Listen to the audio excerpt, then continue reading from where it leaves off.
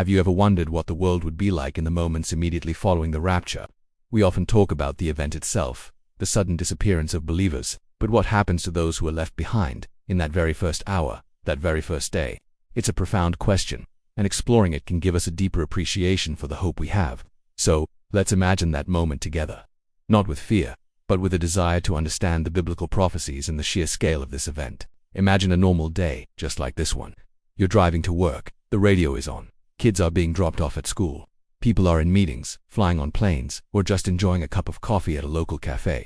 The world is moving along its usual rhythm, and then, in the blink of an eye, it happens. It's not a loud explosion or a shaking of the earth. It's a sudden, silent, and inexplicable void. One moment, a mother is pushing her child on a swing. The next, the child's clothes are empty, gently falling to the ground. A pilot is at the controls of a passenger jet. And then he's just gone. The co-pilot, left in utter shock, has to regain control of a plane filled with panicking passengers who saw their loved ones vanish right before their eyes. Cars, now without drivers, swerve uncontrollably, causing a chain reaction of accidents on highways worldwide. It would be instantaneous chaos. The initial reaction wouldn't be understanding. It would be pure, unadulterated shock and confusion. For those first few minutes, people wouldn't be thinking about prophecy. They'd be thinking, what just happened? Where did they go? The air would be filled with screams, with the blare of car horns, with the sound of sirens beginning to wail in the distance. Communication systems would be overwhelmed almost immediately. Imagine millions, no, billions of people all trying to call their loved ones at the same time. Are you there? Are you okay? The lines would be jammed. The internet would slow to a crawl or crash altogether under the sheer weight of traffic as people rushed to social media, to news sites, searching for any explanation. The first posts would be frantic and disjointed. My husband just disappeared. Did anyone else see that? It's happening everywhere. In homes, the scene would be just as surreal. A spouse vanishes from the dinner table, leaving behind a confused and terrified partner. Children wake up to find their parents' beds empty. The silence in those homes would be deafening, broken only by the sobs of those left behind. The first emotion, after the initial shock, would be a deep gut-wrenching fear. Fear of the unknown. Was this an attack? A strange new weapon? An alien abduction? The human mind would scramble for a logical explanation, but none would fit the global scale of the event. Emergency services would be in a state of collapse. Hospitals would be in chaos. Doctors and nurses would have vanished mid-surgery, First responders, police officers, firefighters, many of them would be gone too.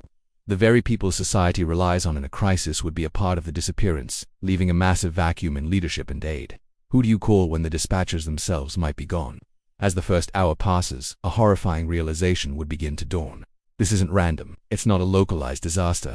Reports would trickle in from every corner of the globe, confirming the same impossible story. People from every nation, every language, every walk of life, have simply vanished. The only common denominator. It would be their faith, but most of the world wouldn't see that yet. They would just see the pattern of empty clothes, driverless cars, and the ghost-like emptiness where people used to be. The world's leaders would be thrust into an unprecedented crisis. They would convene emergency meetings, go on air trying to project calm and control, but their faces would betray their own fear and bewilderment. They would have no answers. They would promise investigations. They would call for calm, but their words would ring hollow. How can you investigate the impossible?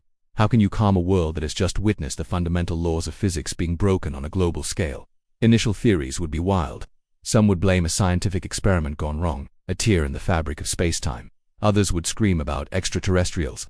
But for a specific group of people left behind, a chilling memory would begin to surface. It would be the memory of a friend, a family member, a co-worker, who used to talk about this, who warned them, who spoke of something called the rapture.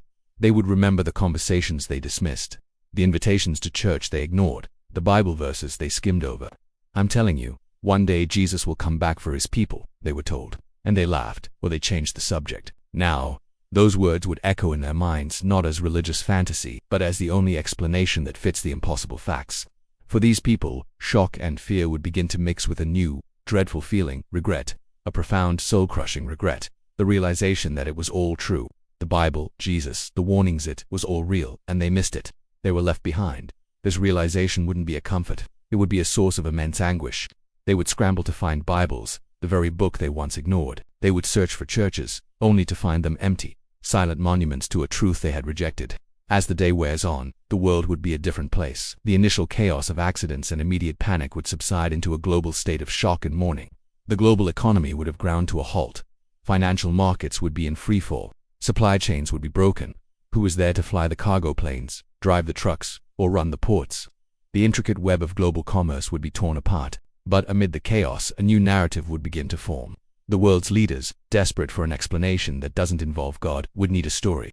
They can't admit that a specific religious belief was true all along. That would be admitting they have no control. So, a different explanation would be offered. Perhaps they'll say that a group of less evolved or destabilizing people were removed from the planet for the good of humanity's collective progress. A cleansing, of a sort. This lie would be packaged as a step forward, a new beginning for humanity, a chance to unite without the division of old religions. This narrative would be appealing to a world desperate for answers and a return to normalcy. It would be much easier to believe a comforting lie than to face the terrifying truth of God's judgment.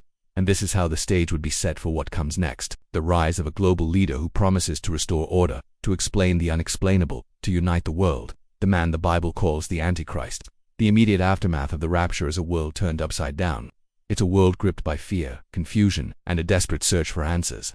But for those who knew the truth and didn't accept it, it's a time of unimaginable regret. The world wouldn't end in that first day, but the world as we know it would be over. A new, darker chapter would have begun. Thinking about this isn't meant to scare us, but to awaken us.